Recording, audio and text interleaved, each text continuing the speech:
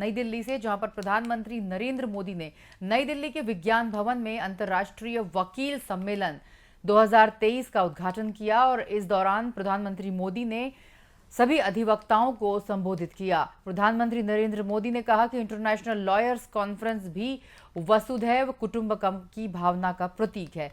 देश की आजादी की लड़ाई में वकीलों की बड़ी भूमिका रहती है और राष्ट्रपिता महात्मा गांधी, देश के पहले राष्ट्रपति और पहले प्रधानमंत्री जवाहरलाल नेहरू और संविधान को बनाने वाले डॉक्टर भीमराव अंबेडकर भी अधिवक्ता ही थे। और इस सम्मेलन का उद्देश्य राष्ट्रीय और अंतर्राष्ट्रीय महत्व वाले कई कानूनी मुद्दों पर ठोस बातचीत और चर्चा के लिए एक मंच प्रदान करना है। साथियों, किसी भी देश के निर्माण में वहां की लीगल फ्रेटर्निटी की बहुत बड़ी भूमिका होती है।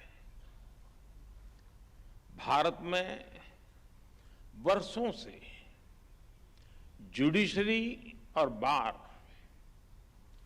भारत की न्याय व्यवस्था के संरक्षक रहे हैं। हमारे जो विदेशी मेहमान यहां हैं, उन्हें मैं एक बात खास तौर पर बताना चाहता हूं। कुछ ही समय पहले भारत ने अपनी आजादी के 75 साल पूरे किए हैं और आजादी की इस लड़ाई में लीगल प्रोफेशनल्स की बहुत बड़ी भूमिका रही है।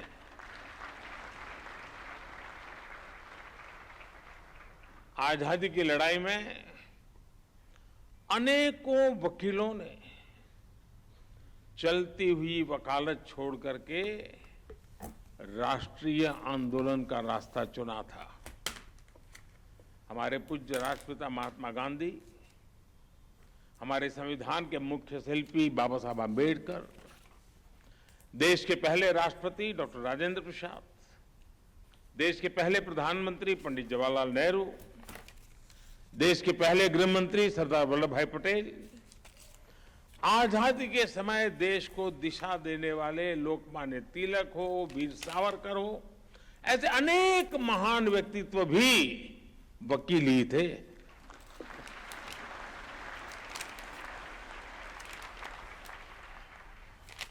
यानी लीगल प्रोफेशनल्स के अनुभव के ने आजाद भारत की नींव को मजबूत करने का काम किया। और आज जब भारत के प्रति विश्व का जो भरोसा बढ़ रहा है, उसमें भी भारत की निष्पक्ष स्वतंत्र न्याय व्यवस्था की बड़ी भूमिका है। आज ये कॉन्फ्रेंस एक ऐसे समय हो रही है जब भारत कई ऐतिहासिक निर्णयों का साक्षी बना है। एक दिन पहले ही भारत की संसद ने लोकसभा और विधानसभाओं में महिलाओं को 33% आरक्षण देने का कानून पास किया।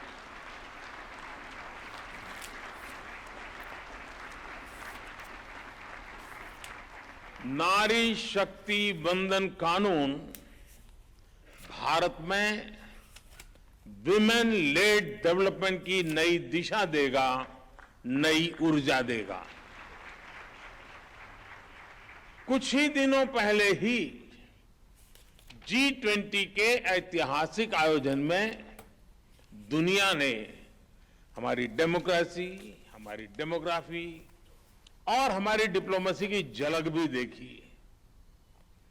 एक महीने पहले आज के ही दिन भारत चंद्रमा के साउथ पोल के समीप पहुंचने वाला दुनिया का पहला देश बन गया था।